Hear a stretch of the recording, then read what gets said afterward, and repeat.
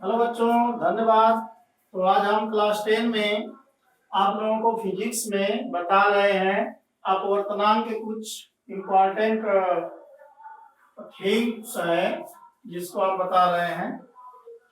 जैसे मान लेते हैं कि कोई प्रकाश किरण यदि विरल माध्यम से सघन माध्यम में जा रही है, जैसे यह है विरल और यह है सघन, और विरल माध्यम में कौन सा माध्यम है? सपोज दैट यह है वायु। और सघन माध्यम में कौन सा माध्यम है? सपोज दैट यह है जल। तब ये जो तल होगा इसको हम लोग कहेंगे अपवर्तक तल। अपवर्तक तल, और इस पर हम खींच लेंगे अभिलंब। अब देखिए, प्रकाश किरण जब विरल माध्यम से सघन माध्यम में जा रही है, यानी इस तरह से आ रही है, तो यह अविलंब की ओर झुक जाएगी। हम आपको बताए थे जब प्रकाश किरण विरल माध्यम से सघन माध्यम में आती है तो अपवर्तन के दौरान अविलंब की ओर झुक जाती है। तो इस प्रकार जो अविलंब के साथ आपतन आपतित किरण के साथ और अविलंब और आपतित किरण के बीच जो एंगल होगा वो आई होगा। अविलंब और अपवर्तित किरण के बीच का जो कोण होगा वो क्या होगा? आर होगा। यह आपतित किरण, यह अविलंब, यह आपतन बिंदु, यह अपवर्तित किरण। अपवर्तित किरण ये है। अब यहां से देखिए, जब ये कंडीशन हो गया तो इस तरह हम लिख सकते हैं बाई स्नेल्स लॉ या स्नेल के नियमानुसार। स्नेल के नियमानुसार ये हो जाएगा आपका, यह कहां से कहां आ रहा है? विरल माध्यम से सघन माध्यम में, यानी यह एयर से यह कहां? वाटर में यह किरण आ रही है। तो लिखेंगे ANW equal to sine I upon sine R. इस पे इक्वेशन नंबर 1 है। अब यदि यह प्रकाश किरण उत्क्रमणीयता के नियम के अनुसार अगर इसको कर दे, यानी वाटर से एयर में अगर जाए एक किरण, तो इस प्रकार एक किरण चला जाएगा, और यह इस प्रकार जब एक किरण जाएगा तो यह हो जाएगा आपतन कोण और ये हो जाएगा अपवर्तन कोण, और इसके वैल्यू चेंज नहीं होंगे। इसलिए हम आई की जगह आई और आर की जगह आर ही रहने देंगे। फिर तो समझिए, जब प्रकाश किरण विरल से सघन में आता है तो यह आई है, यह आर है। लेकिन जब वाटर से एयर में जा रहा है तो यह वाटर का के लिए आपतन कोण है और यह एयर के लिए अपवर्तन कोण है। इस दशा में क्या होगा? इसका अपवर्तनांक होगा, क्या लिखेंगे? जब प्रकाश किरण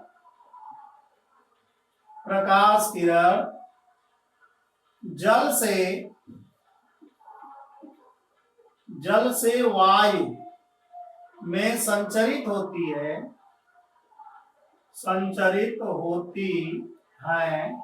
तब क्या होगा? WNA इक्वल टू साइन आई की जगह ये हो जाएगा साइन इंसिडेंट एंगल बना आपतन कोण, साइन आर अपान अपवर्तन कोण आई। यह समीकरण नंबर 2। अब समीकरण 1 2 के संगत पक्षों का गुणा करने पर समीकरण 1 व 2 के संगत पक्षों का गुणा करने पर ये क्या हो जाएगा आपका?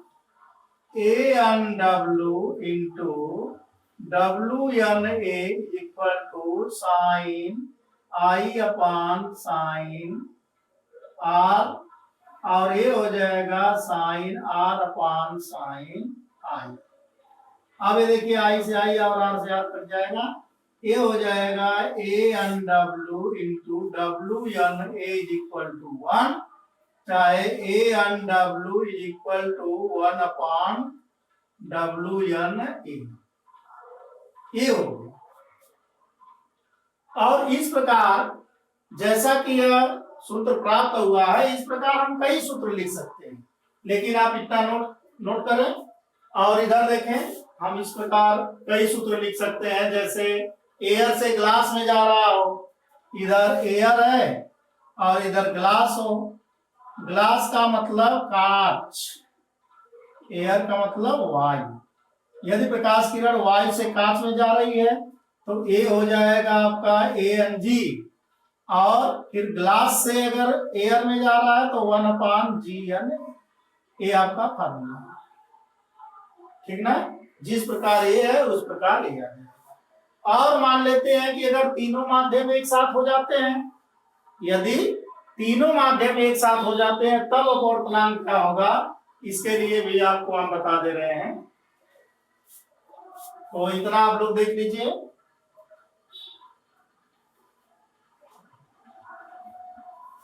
तो तीनों माध्यम एक साथ हो जाते हैं, देखिए, तो इसके लिए हम डायरेक्ट फार्मूला लिख दें, क्योंकि इसको प्रूफ भी किया जा सकता है, लेकिन वो जो प्रूफ है आपका इंटरमीडिएट में है, इसलिए यहां पर हम डायरेक्ट आपको लिख दे रहे हैं।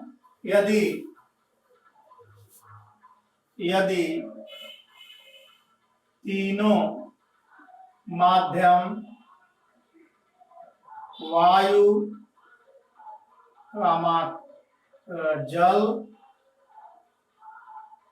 जल तथा कांच हो तो इस दशा में क्या लिखेंगे, वायु जल कांच, मतलब वायु के सापेक्ष जल का अपवर्तनांक ANW, फिर जल के सापेक्ष कांच का अपवर्तनांक WNG, फिर कांच के सापेक्ष एयर का अपवर्तनांक GNA। ANW, WNG, GNA इसका वैल्यू 1 होता है। यह जब प्रूव करेंगे तो याद आएगा आपका न्यू सूत्र ANW, WNG, GNA = 1। इस प्रकार देखिए, एक इसमें बहुत ही इंपॉर्टेंट फार्मूला इसके इसी के साथ आता है, हम निकाल दे रहे हैं। चूंकि ANW, WNG, GNA = 1, तो यहाँ WNG का अगर वैल्यू हम निकालें तो 1/ANW इंटू GNA हो जाएगा। और यहां पर जरा सा देखिए, WNG, अगर इसको हम ANG लिखना चाहें तो क्या होगा, 1/ANW इंटू 1/ANG, एयर के सापेक्ष हो जाएगा, ये ऊपर चला जाएगा, तब हो जाएगा WNG = ANG/ANW। ये बहुत इंपॉर्टेंट फार्मूला है। किसी भी प्रकार का यदि अपवर्तनांक से संबंधित न्यूमेरिकल आएंगे तो इसको आप बहुत ही आसानी से कर सकते हैं। देखिए, इसका मतलब है कि वाटर के सापेक्ष ग्लास का अपवर्तनांक यदि हमको निकालना है तो ग्लास वाला एयर के सापेक्ष निकाल देंगे, फिर ग्लास वाला वाटर के सापेक्ष निकाल करके तब हम लोग इसको क्या करेंगे, डिवाइड कर देंगे, तो ये WNG आपका आ जाएगा। ठीक है, तो इस आधार पर आपको हम न्यूमेरिकल भी बता दे रहे हैं। जैसे देख लीजिए, ये जो फार्मूला आपका मिला, चाहे ये मिला, इस पर हम आपको न्यूमेरिकल भी बता दे रहे हैं। सपोज दैट, यदि कह देता है क्वेश्चन में कि यदि वायु के सापेक्ष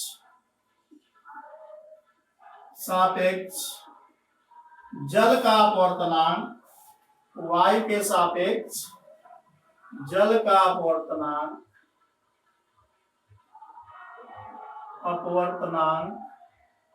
3/2, वायु के सापेक्ष जल का अपवर्तनांक 3/2 हो तो वायु के सापेक्ष जल का अपवर्तनांक 3/2 हो तो जल के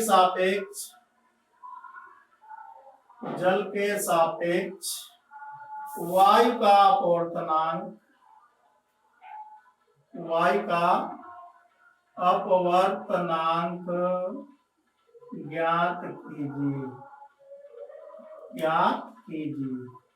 तब देखिए क्या लिखेंगे, ये क्या दिया है, सॉल्यूशन में लिख देंगे ज्ञात है।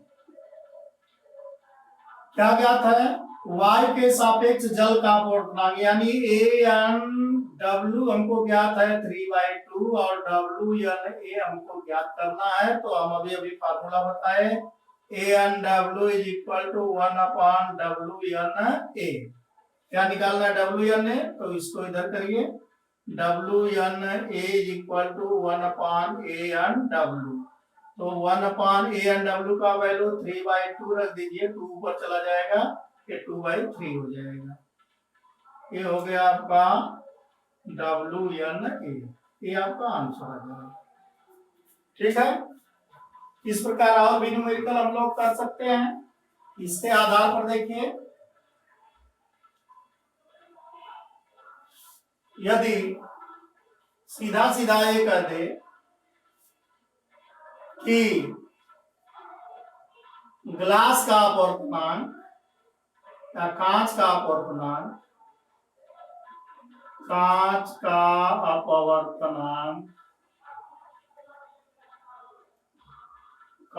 अपवर्तनांक का मतलब कि एयर के सापेक्ष कांच का अपवर्तनांक, इसका वैल्यू सपोज कांच का अपवर्तनांक कितना हो गया, मान लीजिए 3/2, तथा जल का अपवर्तनांक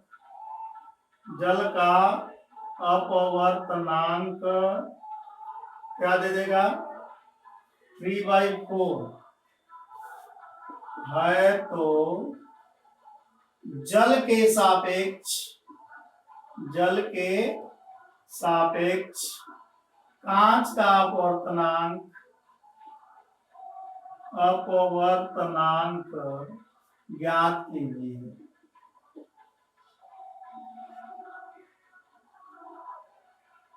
तो इस कंडीशन में देखिए हम निकालेंगे, पहले निकालेंगे इसमें क्वेश्चन को भली भांति पढ़ेंगे और तब लिखेंगे ज्ञात। पहले क्वेश्चन को पढ़िए, क्या कह रहा है, कांच का अपवर्तनांक 3/2 है। इसका मतलब कि एयर के रेस्पेक्ट में ग्लास का रिफ्रैक्टिंग इंडेक्स कितना, यानी हवा के सापेक्ष वायु के सापेक्ष कांच का अपवर्तनांक यह ज्ञात है। क्या, ANG इक्वल टू कितना, 3/2 ANG कर देंगे, तथा जल का अपवर्तनांक 3/4, ये आंसर है। जल का अपवर्तनांक 3/4 यानी जल का अपवर्तनांक एयर के सापेक्ष, W का है, वाटर का अपवर्तनांक है 3/4। क्या निकालना है, तो जल के सापेक्ष कांच का अपवर्तनांक यानी जल के सापेक्ष कांच का अपवर्तनांक हमको मालूम।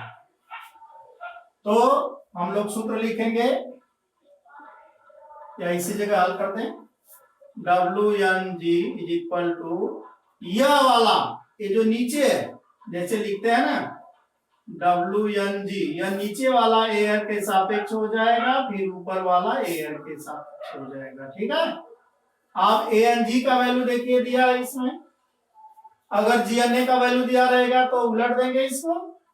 तो ANG का वैल्यू मिला हमको 3/2। फिर ANW का वैल्यू देखिए, ANW का वैल्यू 3/4। ए पहला और चौथा एक साथ हो जाएगा, तब हो गया 3 × 4/2 × 3, 3 से 3 कट गया, ये हो गया 2, यानी WNG का वैल्यू क्या हो गया 2। ऐसे आंसर आ जाएंगे। इस प्रकार अपवर्तनांक से संबंधित जो भी क्वेश्चन होंगे वो आपका आ जाएगा। और इसके बाद आपको अगले वीडियो में हम मिलते हैं, जिसमें बताएंगे प्रिज्म द्वारा प्रकाश का अपवर्तन। मतलब प्रिज्म क्या है, प्रिज्म के द्वारा प्रकाश का अपवर्तन कैसे होता है, वर्ण विक्षेपण कैसे होता है, इस सारी जो आपको जिसका अध्ययन करना है उसमें हम लाइन बाय लाइन आपको क्लियर कट बताएंगे।